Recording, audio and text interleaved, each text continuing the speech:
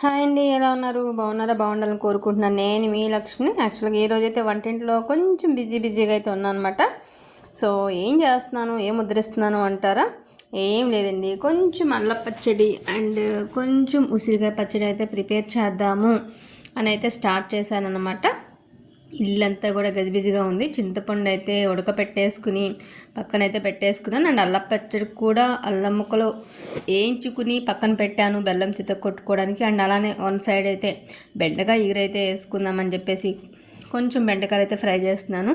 ఉసిరికాయలు అయితే డైరెక్ట్గా కొంచెం ఫ్రై చేసి పక్కన పెట్టాను ఆయిల్లో డైరెక్ట్గా. ఉప్పు పసుపులో కూడా వేస్తారు చాలామంది, నేను కూడా యాక్చువల్గా అలానే వేస్తాను.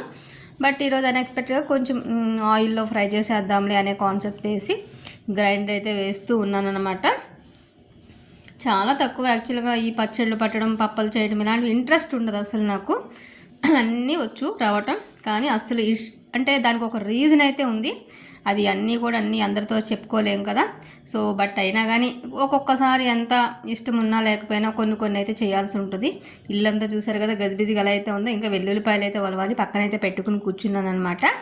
సో ఫైనల్గా నా పచ్చడి అయితే ఒకటి ఫినిష్ అయిపోతూ ఉంది. ఇదైతే మీతో పర్సనల్ బ్లాగ్లో అయితే షేర్ చేసేసుకుంటున్నాను.